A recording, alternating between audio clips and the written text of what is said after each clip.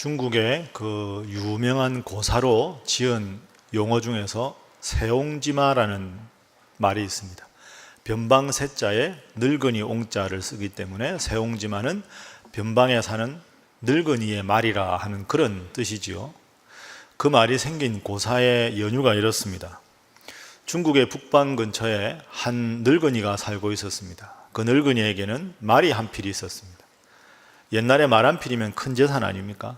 그런데 그 말이 있었는데 그 말이 국경 근처니까 국경을 넘어서 오랑캐 땅으로 어느 날 넘어가 버렸습니다. 큰 재산을 잃어버린 것이죠. 동네 사람들이 그 늙은이에게 위로를 합니다. 아휴, 그 말이 도망을 가서 얼마나 상심이 크십니까? 근데 그 늙은이는 정작 담담하게 이렇게 말합니다. 이 일이 또 다른 복이 될지 누가 알겠습니까? 몇 달이 지나서 그 말이 돌아왔습니다. 돌아왔는데 혼자 돌아온 게 아니고 그 오랑캐 나라에 아주 뛰어난 명마 한 마리를 데리고 함께 왔습니다. 온 동네 사람들이 부러워하면서 와, 참 잘된 일입니다. 축하합니다. 그 늙은이가 또 담담하게 이렇게 말합니다. 이것이 복인지 환지, 화가 될지 또 어떻게 알겠습니까? 그 늙은이에게는 아들이 하나 있었는데요. 그 늙은이의 아들이 아주 말타기를 즐겨하는 아들입니다. 오랑캐 나라에서 명마가 왔으니까 그 말을 즐겁게 타고 다니다가 안타깝게 그 말에서 떨어져서 낙마해서 다리가 부러지고 말았습니다. 모든 동네 사람들이 다시 아유, 얼마나 상심이 크십니까? 그 아들이 다리가 부러졌으니 얼마나 마음이 아프십니까? 또 그 늙은이가 담담하게 이렇게 말합니다. 이것이 화가 될지 복이 될지 어찌 알겠습니까? 한 1년쯤 있다가 그 오랑캐 나라가 이 나라에 전쟁을 걸어왔습니다. 전쟁을 하니까 그 마을에 살던 모든 젊은이들이 징집을 당해서 다 전쟁터에 나갔습니다. 그런데 이 늙은이의 아들은 다리가 부러졌기 때문에 전쟁터에 나가지 않았습니다. 수많은 젊은이들이 전사를 했지만 이 늙은이의 아들은 낙마해서 다리가 부러졌기 때문에 전사하지 않고 무사히 저 전쟁의 화를 면할 수가 있었다. 이런 이야기입니다. 그래서 여러분 많이 들어보셨죠? 인생지사는 세옹지마와 같다. 그래서 좋은 일 생겼다고 너무 좋아할 것 없고 나쁜 일 생겼다고 너무 낙담할 필요가 없다. 나쁜 듯 보이는 일이 즐거운 일이 바뀔 수도 있고 즐거워 보이는 일 때문에 더 큰 어려움을 당할 수도 있다 하는 겁니다. 이 세옹지마라는 단어를 신앙인의 입장에서 바꾸어 보면 모든 것이 하나님의 섭니다 하는 그런 뜻이 되겠죠. 기뻐도 하나님 주셨으니까 기쁜 일이 생겨도 감사할 수 있어야 하고 나쁜 일이 생기고 어려운 일이 있어도 그 일을 통한 하나님 뜻이 무엇인가 물어서 그것을 통해서도 기도 제목을 찾을 수 있어야 한다 하는 그런 의미가 됩니다. 이렇게 생각을 해보면 인생의 크고 작은 일에 대해서 그 일이 좋은 일이든지 나쁜 일이든지 일희일비할 이유가 없습니다. 모든 일을 하나님에게 맡기고 그 일이 생길 때 그 일을 통해 하나님이 어떤 마음을 품고 어떻게 기도하기를 원하시는가를 물으며 살아가는 것, 그게 바로 인생이지요. 이런 인생의 이치가 잘 드러난 것이 오늘 본문의 에스더서입니다.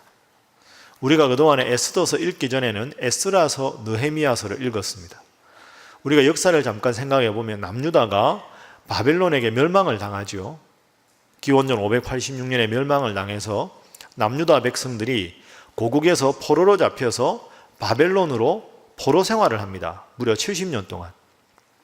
그런데 그 바벨론이 바사, 페르시아에 의해서 멸망을 당했고 페르시아의 초대 왕인 고레스가 고국으로 돌아가는 걸 허락을 해줍니다. 그래서 고국 떠난 지 70년 만에 남유다 백성들이 예루살렘으로 돌아와서 성전을 새로 수축하고 성벽을 새로 보수하는 일, 그 일의 지도자가 바로 에스라와 느헤미야입니다. 그런데 오늘 본문의 에스더는 그때 바벨론의 포로로 잡혀가서 돌아온 게 아니라 거기에 그대로 있었던 인물들 중에서 한 여인 에스더에 관한 이야기입니다. 에스더는 참 불우한 여인이었습니다. 포로로 잡혀간 데다가 어릴 적에 부모님이 돌아가셨습니다. 그래서 모르드게라고 하는 친척에 의해서 부모님 대신 그에 의해서 이렇게 양육을 받았습니다. 먼 고국을 떠나서 포로 생활을 하고 어릴 적에 조실부분을 했으니 얼마나 힘들고 어려운 삶이었겠습니까? 그런데 이 에스더는 하나님의 특별한 도우심으로 그 바사 페르시아 제국의 여성으로 가장 높은 지위에 이르는 왕후의 역할을, 왕후의 자리를 얻게 됩니다. 가장 낮은 자리에 있었던 노예 신분이었던 에스더가 바사 제국의 왕후가 된 이야기, 이 이야기가 에스더서의 주요한 내용입니다. 자, 그럼 에스더 인생에 어떤 일이 펼쳐졌는지, 그 펼쳐진 인생의 이야기를 통해서 오늘 우리에게 주시는 교훈을 세 가지 장면으로 나누어서 생각을 해보겠습니다. 자, 첫 번째는 말씀드린 대로 고아였던 그리고 포로였던 에스더가 페르시아 제국의 왕후가 된 이야기입니다. 그 당시에 그 바사를 다스리는 왕은 제5대 왕인 아하수에로 왕이었습니다. 이 바사 제국이 얼마나 넓은 왕국이었느냐 하면 이 에스더 1장 1절에 보면 그 영토가 인도에서부터 에디오피아까지 이르는 광활한 영토입니다. 엄청나게 넓은 제국을 다스리는 왕이 아하수에로 왕입니다. 제국의 그 크기에 걸맞게 잔치도 오래 합니다. 1장 4절 보시면 신하들과 장군들과 연회를 하는데 연회가 무려 180일 동안 계속됩니다. 나라는 언제 다스렸나 싶으시죠? 180일간 연회를 합니다. 그것도 모자라서 180일 연회가 끝난 다음에 일주일 동안 그 수도였던 수상궁에서 수고하던 신하들을 위해서 다시 연회를 베풉니다. 그 당시에 아하수에로 왕의 부인 왕후의 이름은 와스디였습니다. 와스디. 그런데 이 와스디 왕후가 아주 아름다웠던 여인이었습니다. 그래서 이 아하수에로 왕이 180일 연회를 끝내고 일주일 동안 더 연회를 하는 사이에 술이 거나하게 취해서 마지막 연회 마지막 즈음에 왕후를 부릅니다. 왕후가 아주 아름다우니까 거기에 있는 많은 신하들한테 왕후가 얼마나 아름다운지를 자랑을 하고 싶었습니다. 상식적으로 왕이 부르면 왕후가 오지 않습니까? 그런데 와스디가 그 잔치 자리에 오는 걸 거절합니다. 거절한 정확한 원인은 본문에 나와 있지 않지만 두 가지 정도로 추정해 볼 수 있습니다. 먼저 그 당시 바사의 관습에 의하면 연회를 베풀 때 남자들은 남자들끼리, 여인들은 여인들끼리 연회를 하지 함께 섞여서 연회를 하지 않았습니다. 그러다 보니까 아무리 왕이 불러도 바사 제국의 전통이 있으니까 왕후가 남성들끼리 하는 잔치에 참여하는 것은 관습에 위배되기 때문에 와스디가 가지 않았을 것이다, 이렇게 생각할 수 있고요. 두 번째 더 중요한 이유가 이것입니다.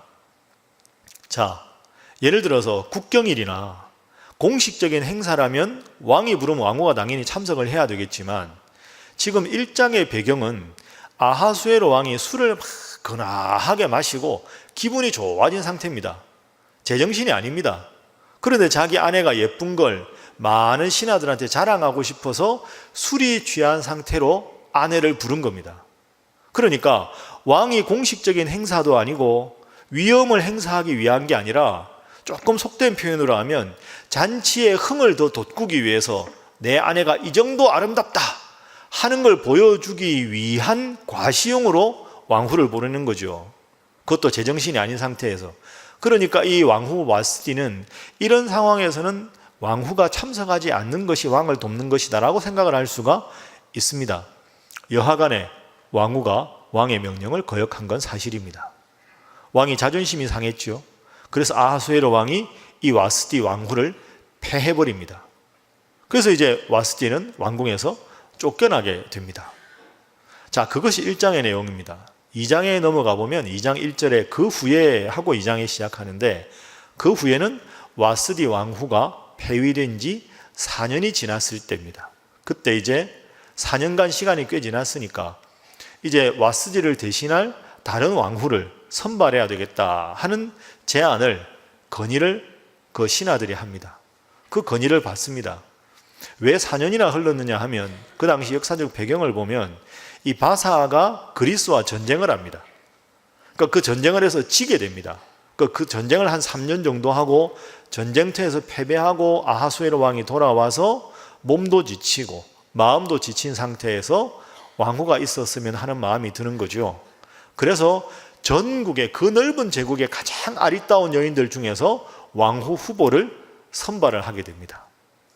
자, 그렇게 해서 수많은 아리따운 여인들이 왔습니다. 그런데 그 여인들은 왕후가 되는 게 얼마나 어려웠겠습니까? 2장 기록에 보면 그 많은 아름다운 여인들이 왕에게 하룻밤 함께 지내기 위해서 1년간 준비를 합니다. 몸을 단정하게 하고 1년간 준비를 다 한 다음에 왕하고 하룻밤을 딱 보냈는데 왕이 마음에 들면 그날로 왕후가 되는 것이고, 마음에 들지 않으면 평생 혼자 지내야 되는 거죠. 그러니까 이게 사실은 이 아름다운 여인이라고 부름을 받았다는 게 그렇게 낭만적이고 대단한 일은 아니었습니다. 그 엄청나게 많은 아리따운 여인 중에서 왕의 눈에 든 유일한 한 여인, 왕후가 된 여인이 바로 에스더입니다. 포로의 신분에 조실부모한 그 가엾은 여인이 그 제국의 가장 막강한 왕후의 자리에 올라가는 이야기. 참 생각해보면 얼마나 부럽고, 이야, 대단하다. 그 당시에 많은 사람들이 얼마나 이 에스더를 부러워했을까 우리가 미루어서 짐작해 볼 수 있습니다. 이 에스더가 정략적으로 결혼할 만큼 유력한 가문의 딸도 아니었고 식민지의 노예에 불과했는데 그 왕후의 자리에 올랐지요. 자, 그런데 우리가 설교 시작할 때 살펴본 대로 인생지사가 세옹지마와 같다고, 그 왕후의 그 자리에 오르면 남부를 곳 없고 최고의 자리에 있을 수 있었던 것 같은데, 그 왕후였기 때문에 에스더는 인생의 가장 큰 위기를 맞이하게 됩니다. 그냥 맞이하게 된 두 번째 장면을 지금부터 한번 살펴보겠습니다. 제가 소제목을 이렇게 잡았습니다. 차라리 왕후가 아니었다면. 내가 차라리 왕후가 아니었으면 좋겠다. 에스더가 숱하게 아마 이 생각을 했을 겁니다. 아하수에로 왕에게는 아주 신이 많은 신하가 하나 있었습니다. 그 신하의 이름이 하만입니다. 그래서 이제 하만을 소개하는 것이 3장입니다. 3장 1절에 한번 보십시오. 화면 한번 보시면, 그 후에 아하수에로 왕이 아각 사람 함무다다의 아들 하만의 지위를 높이 올려서 함께 있는 모든 대신 위에 두었다. 그러니까 아하수에로 왕 바로 밑에 있는 제국의 2인자가 하만이 된 겁니다. 그런데 여러분 1절 방금 보셨으면 아실 텐데, 하만을 소개할 때 아각 사람 하만 이렇게 이야기합니다. 아각 사람은 아말렉 자손이라는 뜻입니다. 그러니까 이거 하만이 아말렉 자손이라는데, 아말렉 자손은 대대로 이스라엘 백성들과는 원수지간입니다. 자, 그러면 남유다 사람들은 에스더를 포함해서 지금 포로로 잡혀 있는데, 이 제국의 2인자 하만이 대대로 남유다 백성들과 원수지간이었던 아말렉 사람이 2인자가 된 겁니다. 그런데 하만이 참 고약한 사람이었습니다. 훌륭한 재상이 아니었습니다. 자기가 1인지하 만인지상의 높은 자리에 올라가자 권력의 유혹에 빠집니다. 그래서 왕에게 허락을 받아서 이 하만을 만나면 누구든지 무릎을 꿇고 그 앞에 절을 하고 경배하게 하는 왕의 조서를 발표하게 합니다. 기고만장해진 거죠. 잘못된 정치입니다. 그리고 이것을 허락해 준 아하수에로 왕도 참 안타까운 분이죠. 여하간에 하만이 지나가면 모든 사람들은 어떤 신하든 어떤 서민이든 모두가 무릎을 꿇고 절을 해야 합니다. 그건 당시에 신에게나 하는 행동인데, 하만이 그만큼 지위가 높아졌다는 걸 상징하는 거죠. 모두가 하만만 지나가면 무릎 꿇고 절을 해야 하는데, 한 사람이 있었습니다. 하만에게 절대로 무릎을 꿇지 않는 한 사람. 누굴까요? 그 사람이 바로 모르드게였습니다. 이 모르드게가 누구냐 하면, 에스더가 조실부모했을 때 어릴 적부터 부모 노릇하면서 에스더를 잘 양육했던 에스더의 친척이었습니다. 그런데 이 모르드게는 하나님을 잘 믿고 하나님만 경배하고 섬겨야 하기 때문에 아무리 높은 신하라 하더라도 그에게 무릎을 꿇고 절을 하는 것은, 신격화하는 것은 잘못된 일이다 하고 하만에게 무릎을 꿇지 않았습니다. 하만의 보기에는 눈의 가시가 바로 모르드게지요. 모르드게 당시의 신분이 뭐냐 하면 궁궐의 문직입니다. 가장 지위가 높은 하만이 지나가는데 일개 궁궐의 문지기에 불과한 모르드게가 고개를 빳빳이 들고 자신에게 절을 안 하는 겁니다. 이 일에 앙심을 품습니다. 저 모르드게를 죽여야 되겠다. 그리고 모르드게뿐 아니라 우리 아말렉 사람은 대대로 남유다 이스라엘 백성들과 원수지간이었으니 이참에 아예 모르드게를 포함해서 전 유대인들을 다 말살하는 정책을 펼쳐야 되겠다. 그 왕에게 허락을 받습니다. 아하수에로 왕이 그렇게 하라고 합니다. 그래서 날짜를 딱 정해놓고 그날에 모든 모르드게와 모든 유대인들을 전멸시킬 계획을 세웁니다. 끔찍한 일이지요. 그런 계획을 세운 것도 잘못이고 그 계획을 묵인해준 아하수에로 왕은 참 무능한 왕이라고 볼 수가 있습니다. 자, 그러니 모르드게 입장에서는 심각한 일이 벌어진 겁니다. 이대로 가만히 두고 있으면 자신만 죽는 게 아니라 모든 남유다 백성들, 포로로 잡힌 사람들이 다 전멸당할 위기에 빠져 있습니다. 모르드게가 전전긍긍했겠지요. 밤잠을 자지 못하고 기도했을 겁니다. 그러다가 한 가지 생각을 하게 됩니다. 그래, 바로 그거지. 에스더가 왕후의 자리에 있게 된 것이 바로 하나님께서 이때를 위해서 예비한 것이구나. 그럼 왕후가 왕에게 가서 이 계획을 철회시켜달라고 말씀드려서 허락을 받으면 이 민족이 구원을 얻을 수 있겠구나, 이 생각을 하게 됩니다.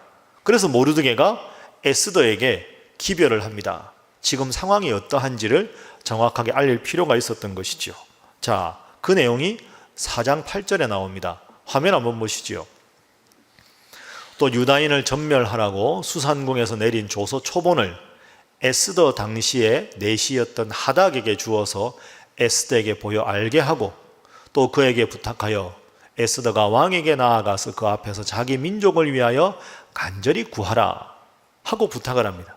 그러니까 모르드게가 에스더를 왕후를 직접 만날 수 없으니까 왕후 밑에 있는 내시를 통해서 에스더에게 이런 위기 상황을 극복하기 위해서 왕에게 가서 구원을 해달라고 말씀을 좀 드려달라, 이렇게 이야기를 했습니다. 제일 빠른 방법이지요. 그럼 에스더가 이 말을 듣고 예, 알겠습니다, 그렇게 하겠습니다, 이 민족을, 나도 유대인이니까 우리 민족의 전멸의 위기에서 구원하겠습니다, 그랬으면 참 좋은데 에스더 입장에서는 심각한 어려움이 하나 있었습니다. 왕에게 나가기가 어려운 이유. 자, 그 이유를 에스더가 설명합니다. 4장 10절 11절 말씀 화면 보십시오. 에스더가 그의 내시 하닥에게 말합니다. 너는 가서 모르드게에게 전하기를 왕의 신하들과 왕의 각 지방 백성이 다 알거니와 남녀를 막론하고 왕의 부름을 받지 않았는데 안뜰에 들어가서 왕에게 나가면 오직 죽이는 것이 법이다. 왕이 그런데 그 자에게 금규를 내밀어야 살 수 있다. 이제 내가 부름을 입어 왕에게 나가지 못한 지가 이미 30일이라 하라 하니라. 자, 에스더 입장에서 참 어렵습니다. 왕을 본 지가 며칠 됐다고요? 30일 됐습니다. 그럼 여러분 뻔한 거 아닙니까? 자, 왕후와 왕이 만난 지 30일이라는 건 무슨 뜻일까요? 왕의 마음이 에스더에게 이미 떠났다는 이야기입니다. 30일간 왕후를 만나지가 않았다는 거죠. 그럼 그 사이에 누구를 만났을까요? 아하수에로 왕이. 추정할 수 있는 근거가 하나 있습니다. 자, 2장 19절 화면 보십시오. 처녀들을 다시 모았다. 이게 무슨 말이냐 하면 에스더가 왕후가 된 다음에도 아하수에로 왕은 수많은 후궁들을 모집했다는 겁니다. 왕후를 에스더로 뽑아놓고도. 그러니까 30일 전에 왕이 에스더 왕후를 만난 다음에 30일 동안 무슨 일이 있었을까요? 각 지역에서 뽑아온 수많은 다른 여인들과 계속해서 즐겼다는 뜻이지요. 더 구체적으로 말하면 왕후는 이미 왕의 마음에서 지워진 겁니다. 자, 이런 상황인데 누구든지 왕이 부르지도 않았는데 왕 앞에 나가면 누구든지 이유야를 막론하고 죽게 되는 게 법인데, 남편이지만 왕의 마음이 이미 자기에게 한 달째 떠나 있는데 왕후가 나가서 왕을 뵙는다. 나는 죽게 됩니다. 그리고 심지어 왕을 뵙지 못한 게 30일이나 되었습니다. 제가 어떻게 왕에게 나가서 이 민족을 구원시켜 달라고 말할 수 있겠습니까? 어려운 일입니다. 이렇게 말을 합니다. 모르드게가 그 말을 듣습니다. 자, 모르드게도 고민이 많았겠지요. 에스더 말을 들어보니 에스더 입장이 이해가 되고, 그렇다고 가만히 두자니 이 민족이 전멸될 위기에 빠져 있습니다. 모르드게가 마지막으로 에스더에게 한 번 더 말을 전합니다. 4장 14절 말씀. 자, 화면 보면서 함께 읽어보겠습니다. 시작. 이때 내가 만일 잠잠하여 말이 없으면 유다인은 다른 데로 말미암아 노임과 구원을 얻으려니와 너와 내 아버지 집은 멸망하리라. 내가 왕후의 자리를 얻은 것이 이때를 위함이 아닌지 누가 알겠느냐 하니. 아멘. 그래, 사정을 들으니까 이해는 된다마는 만약에 에스더 당신이 왕으로서 지금 이 자리에서 자신의 자리를 보존하기 위해서 가만히 있더라도 하나님은 우리 민족을 사랑하니까 다른 방법을 통해서 이 민족을 구원할 것입니다. 그런데 하나님께서 너의 신분에 불과한 당신을 저 높은 왕후의 위치에 있게 한 것이 이런 위기 상황에서 민족을 위해서 왕에게 나가라고 한 것이 아니겠습니까? 이때를 위해서 에스더 당신을 왕후로 하나님께서 있게 하신 것이 아니겠습니까? 이렇게 이야기합니다. 그 말도 들어보면 맞는 말이죠. 자, 에스더가 이 말을 듣고 얼마나 번민했을까요? 얼마나 갈등했을까요? 여러분 속으로 대답해 보십시오. 여러분이 에스더라면 어떻게 하시겠습니까? 우리는 결론을 알고 있지만 심각한 거죠. 나가면 죽게 되고 안 나가면 목숨은 보존하지만 민족의 반역자가 됩니다. 자, 이럴 수도 없고 저럴 수도 없는 상황에서 이제 마지막 장면, 에스더가 어떤 선택을 했는지 보도록 하겠습니다. 자, 에스더가 어떻게 말을 하느냐 따라하겠습니다. 죽으면 죽으리라. 따라하기 부담스러우시죠? 한 번 더 하겠습니다. 죽으면 죽으리라. 자, 에스더의 대답 4장 16절입니다. 함께 읽어봅니다. 시작. 당신은 가서 수산에 있는 유다인을 다 모으고 나를 위하여 금식하되 밤낮 3일을 먹지도 말고 마시지도 마소서. 나도 나의 시녀와 더불어 이렇게 금식한 후에 규례를 어기고 왕에게 나아가리니 죽으면 죽으리이다 하니라. 아멘. 에스더가 고민하다가 마음의 결단을 내립니다. 알겠습니다. 제가 3일 동안 지금부터 제 시녀와 더불어서 금식하고 기도하겠습니다. 3일 후에 왕에게 나가겠습니다. 왕이 부르지도 않았는데 왕 앞에 나가면 죽는 것이 법이라면 제가 죽음을 불사하겠습니다. 제가 3일 동안 온전히 금식하고 기도하고 이 유대 민족의 구원을 위해서 왕 앞에 나갈 테니 모르드게 당신은 돌아가서 모든 유대인들에게 나와 같은 마음으로 나를 위해서 기도해 주십시오. 이렇게 이야기합니다. 왜 혼자 기도하라고 안 하고 다들 모두에게 기도를 부탁했을까요? 그건 에스더가 그만큼 두렵다는 거죠. 무섭다는 거죠. 죽음을 각오하고 왕 앞에 나가는 일이 얼마나 어려운 일이겠습니까? 저도 두렵습니다. 저도 심각한 부담을 느낍니다. 무섭습니다. 저를 위해서 기도해 주십시오. 그리고 에스더가 왕 앞에 탁 나갑니다. 결론이 어떻게 되었을까요? 결론은 우리가 아는 대로 해피엔딩이 되었습니다. 자, 5장부터 그 극적인 전환이 등장합니다. 5장 2절 말씀 보시면 왕후 에스더가 뜰에 섰습니다. 그런데 매우 사랑스러움으로 아하수에로 왕이 보고 손에 잡았던 금규를 그에게 탁 내밉니다. 에스더가 만집니다. 이리 오라, 이런 뜻이지요. 자, 5장 3절에 왕이 이렇게 말합니다. 왕후 에스더여, 그대의 소원이 무엇이며 요구가 무엇이냐? 나라의 절반이라도 그대에게 주겠노라. 여러분, 이 정도 되면 끝난 거 아닙니까? 그죠? 자, 생각을 한번 해보세요. 왕후를 본 지 30일이 지났습니다. 왕후에게서 마음이 떠났다는 거죠. 그런데 뜰 앞에 있는 에스더를 보고 그날따라 더 사랑스러워졌다. 이거 기적입니다. 그죠? 하나님이 아하수에로 마음에 에스더를 너무 사랑하는 마음을 주신 거죠. 그리고 에스더가 뭐라고 요구도 안 했는데 그대가 원하는 것이 무엇이뇨? 이 왕국의 절반이라도 주겠노라. 먼저 이렇게 이야기했습니다. 그랬을 때 이제 에스더서에 쭉 읽어보면 에스더가 이 모든 이야기를 합니다. 그리고는 그러면 그 계획을 내가 철회하겠다. 그래서 온 유대인들을 구원 얻게 합니다. 그리고 유대인들을 전멸시키려고 했던 하만을 거꾸로 나무에 매달아 죽입니다. 그리고 그 막강한 권력을 가졌던 하만의 그 많은 모든 재산을 다 빼앗아서 에스더에게 줍니다. 이게 에스더서의 마지막 해피엔딩입니다. 자, 여러분, 지금까지 말씀드린 에스더 이야기를 한번 정리하면서 생각해 보십시오.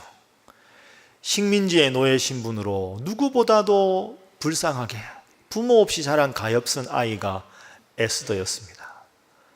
그런데 그 많고 많은 여인들 중에서 가장 높은 지위에, 페르시아의 왕후의 지위에 하나님께서는 에스더를 있게 하셨습니다. 왕후였기 때문에, 그것 때문에 유대 민족을 위해서 목숨 걸고 나가서 왕을 만나야만 했습니다. 목숨을 걸고 있던 이 에스더에게 우리는 이 믿음의 여인의 3일간의 간절한 기도로 용기를 낸 것 때문에 가장 위대한 믿음의 여인으로 영원히 기억되는 아름다운 믿음의 소유자로 에스더를 지금도 기리고 있습니다. 다시 설교 첫 번째 앞부분에 말씀드린 이야기로 돌아갑니다. 인생지사는 세옹지 마라. 하나님 믿지 않는 사람은 그렇게 말하는데 하나님 믿는 우리는 그렇게 말해서는 안 되겠지요. 인생의 모든 일에는 하나님의 뜻이 있다. 하나님의 섭리가 있다. 내가 높은 지위에 올라갔다고 우쭐할 필요가 없고, 왜 하나님 나에게 이 지위를 주셨는가? 내가 힘들고 어려운 상황이 있으면 그것 때문에 낙담하고 하나님을 멀리할 게 아니라 이런 낮은 자리에서 하나님 나에게 무엇을 원하시는가? 그것을 물을 수 있는 여러분 모두가 되시기를 주님 이름으로 축복합니다. 자, 우리 옆에 분들과 인사 한번 하겠습니다. 모든 일에 하나님의 뜻을 물으시기 바랍니다. 한 번 더 하겠습니다. 그 뜻에 순종하시기 바랍니다. 이제 설교를 정리하면서 여러분에게 이 질문을 꼭 드리고 싶습니다. 여러분에게 십자가는 무엇입니까? 사순절 네 번째 주일을 맞으면서 여러분의 인생의 십자가는 무엇입니까? 십자가 없는 인생은 없습니다. 다른 사람들 눈에는 에스더가 왕후의 지위에 오른 것이 십자가가 아니라 영광의 면류관이라고 바라보았겠지만, 사실 가장 부담스럽고 가장 무거운 십자가가 에스더에게는 왕후의 자리였습니다. 그래서 목숨을 걸고 왕후기 때문에 왕에게 나갔어야 했습니다. 왕후의 자리를 노음으로 얻게 되었고, 잠깐의 죽음의 위기를 감당했을 때 영원한 왕후의 지위를 에스더는 얻을 수 있었습니다. 낮은 자를 들어서 높이시는 주님, 작은 자를 들어 쓰셔서 큰 자로 만들어주시는 주님, 그 주님의 은혜, 성경의 뒤집기의 법칙, 은혜의 법칙의 산 증인이 바로 에스더서입니다. 왕후라는 그 십자가가 큰 부담이었지만 그 십자가를 잘 졌을 때, 잘 감당했을 때 위대한 믿음의 여인이 될 수 있었습니다. 영어로 된 짧은 속담이지만 참 의미 있는 속담이 있지요. 경구가 있습니다. No pain, no gain. 아픔이 없으면 얻는 것도 없다. 근데 우리는 아픔은 싫어하고 얻는 것만 좋아하지요. No cross, no crown. 십자가가 없으면 영광의 면류관이 없습니다. 그런데 우리는 십자가는 싫어하고 면류관만 좋아합니다. 그게 요즘 살아가는 현대인의 전체적인 추세라고도 볼 수 있습니다. 희생은 싫어하는데 열매는 좋아하고, 땀은 부담스럽지만 영광은 좋아하고, 노력은 하지 않고 일확천금이나 순간의 달콤한 유혹, 그것만 추구하는 것이 현대인의 삶입니다.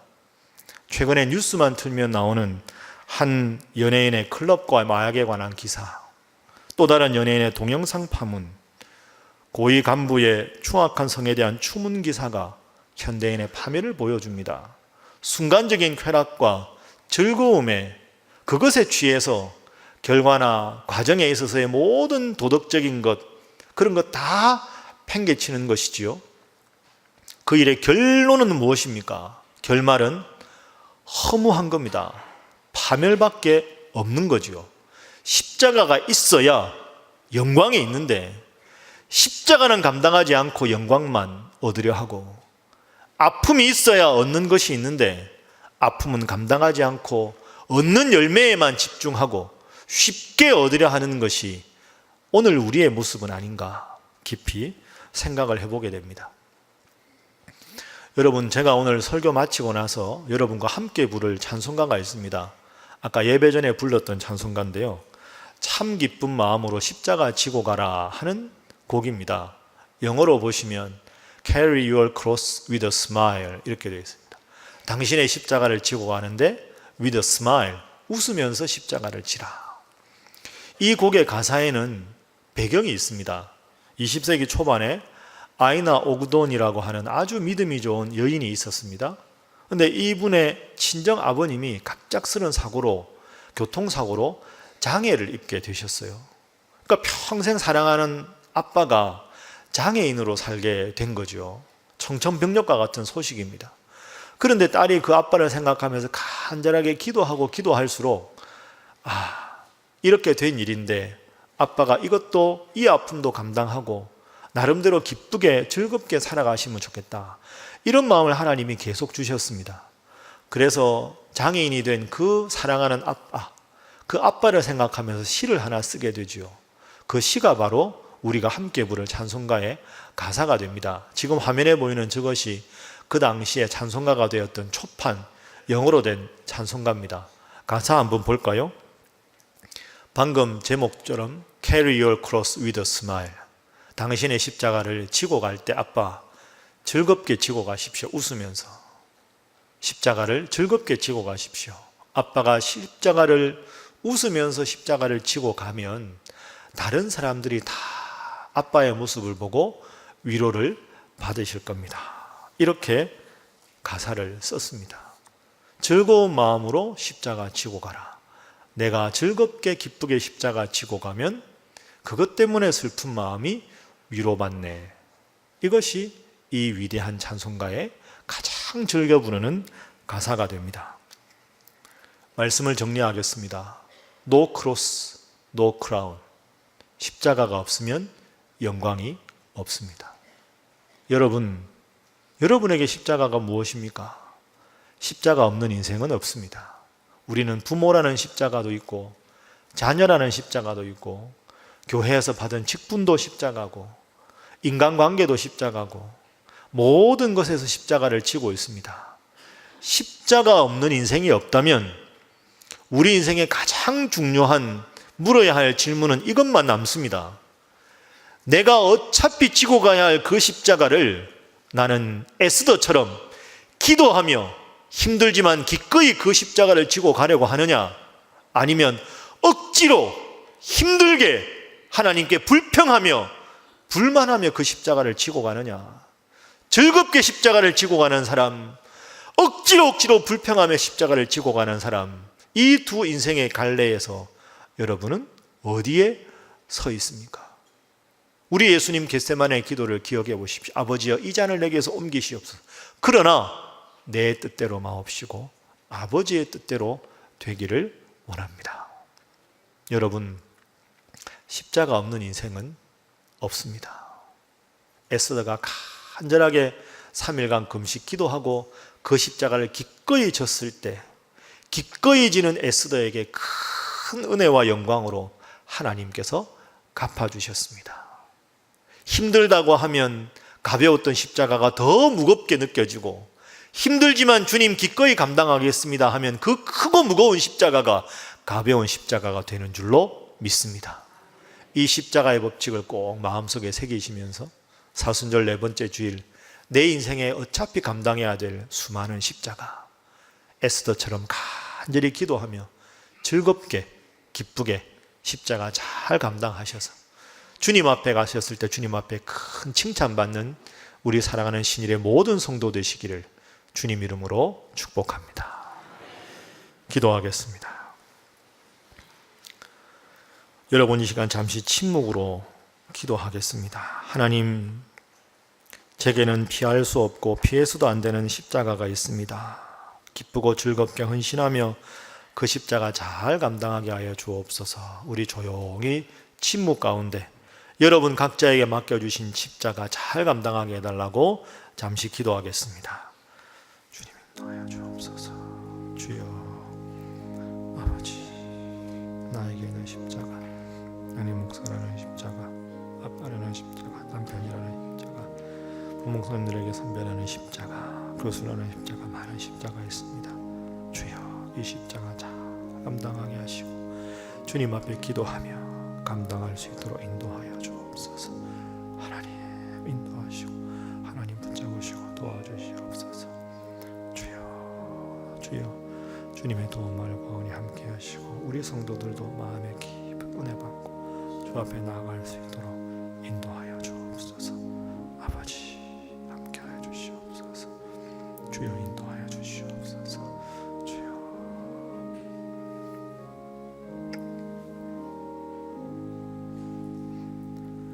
하나님 감사합니다.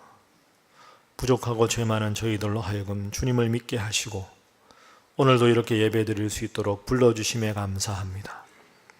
주님, 연약한 저희의 삶에는 십자가가 없을 수가 없는데 저희는 이것을 알고 있으면서도 부족하여 십자가는 자꾸 외면하고 부활과 영광만을 얻으려고 합니다.